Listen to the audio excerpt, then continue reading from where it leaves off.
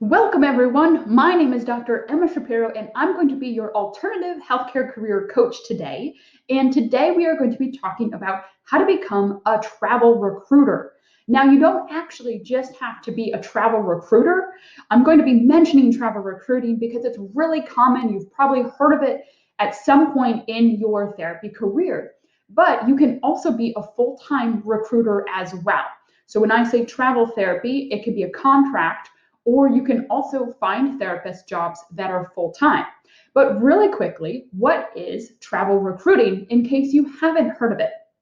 Well, travel recruiting or full-time recruiting is where you help other therapists, whether it be PTs, PTAs, OTs, OTAs, speech therapists.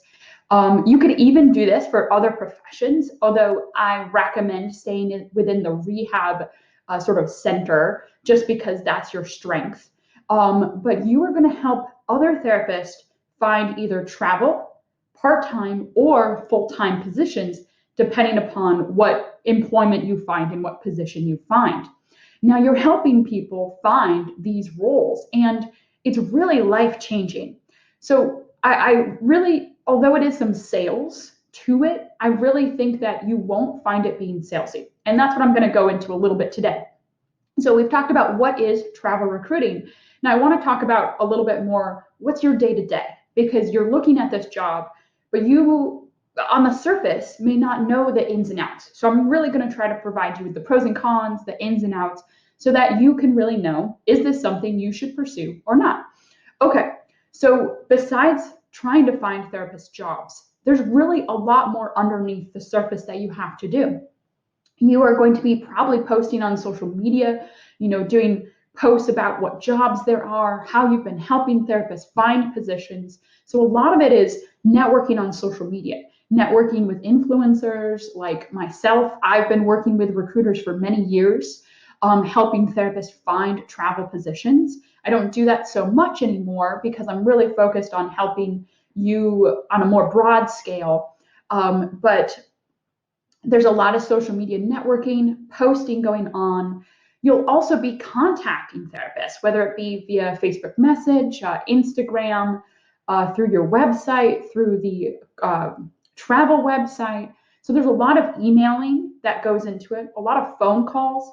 Sometimes it will be cold calls because oftentimes a lot of travel companies will go to, say, the APTA conference or the AOTA conference, and they'll collect a lot of names and numbers. So then your job will be to call those people and try to follow up. You may get some people reaching out to you, and then they don't really continue to respond back to your emails. So there is a lot of communication within this job. There's a lot of reaching out to people, and that's some of the pros and the cons, is that this job is often a fully remote option. So many travel companies have shifted away to the building format or the brick and mortar format, and now are doing remote. So you can do this job from the comfort of your home. But it's a lot of hustle, it's a lot of communication.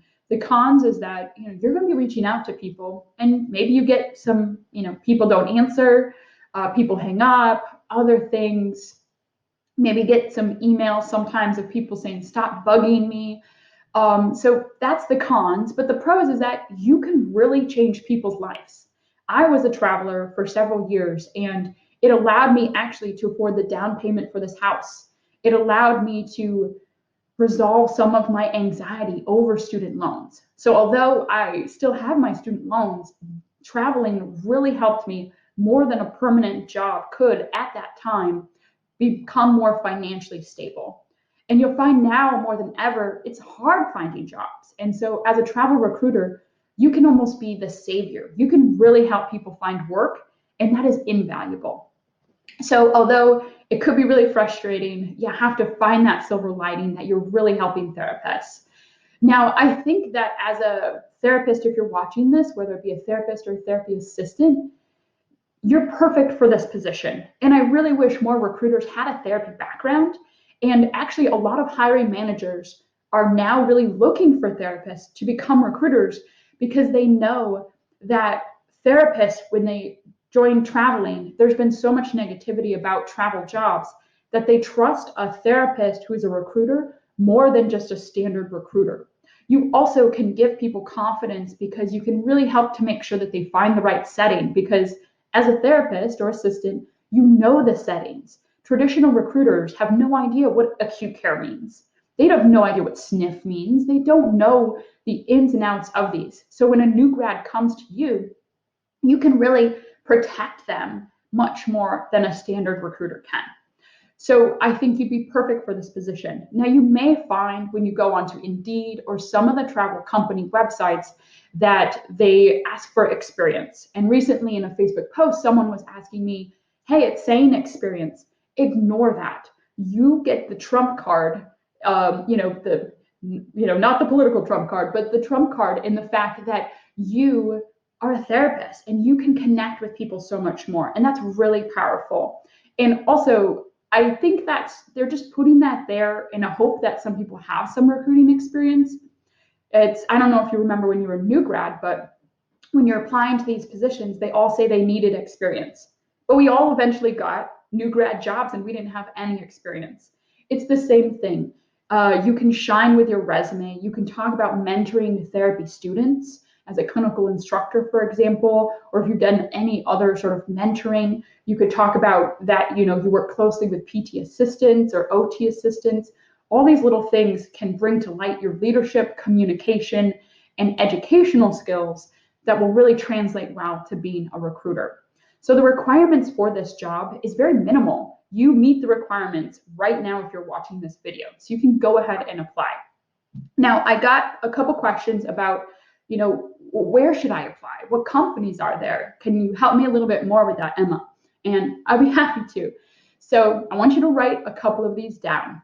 MAS Staffing, Med Travelers, Core, Comp Health, and Cross Country. Those are just a couple of travel companies, to name a few. You'll find that if you go to Indeed and search travel therapy recruiter or healthcare recruiter, you'll find a lot of different companies. There are hundreds of travel company and full-time job placement companies out there. So these are just a couple of the, I would say, maybe more well-known brands, which is good because that means that they're probably going to hopefully have good benefits and good stability. But so take a look at some of those jobs. Now, where do you find these positions? So I would directly look on those company websites, but I would also look on Indeed. And like I said, search travel recruiter, search healthcare recruiter. You could search travel therapy recruiter. And I think those search terms should bring up some pretty good job options for you. So I really hope that summarized what is a travel recruiter or full-time recruiter. Like I said, you can choose either one. What companies you could start looking for jobs, what to search, and some of the pros and cons.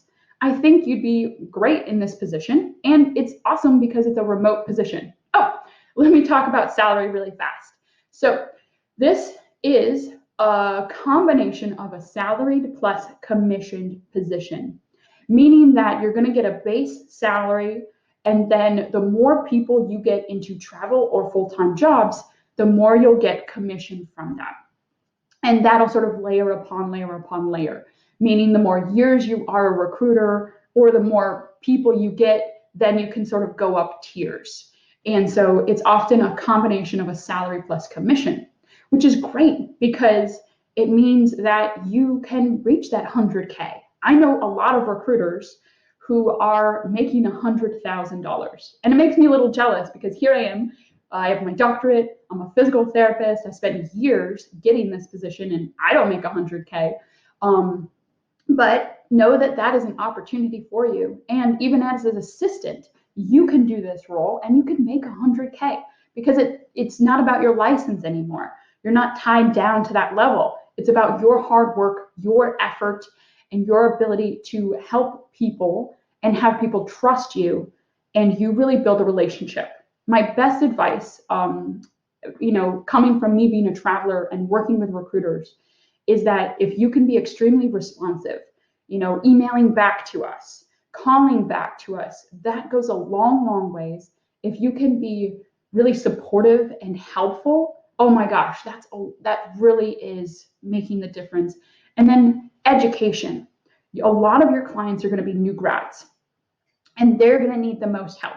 So if you can take your time and really help them trust you and really make sure that they're getting the right setting, and it may take a while to find a new grad, the appropriate setting, but making sure that you do that, they're going to rave about you and you're going to be so successful. Thank you so much for watching this video. If you haven't already, like and subscribe, because we work really hard to make helpful and transformative videos.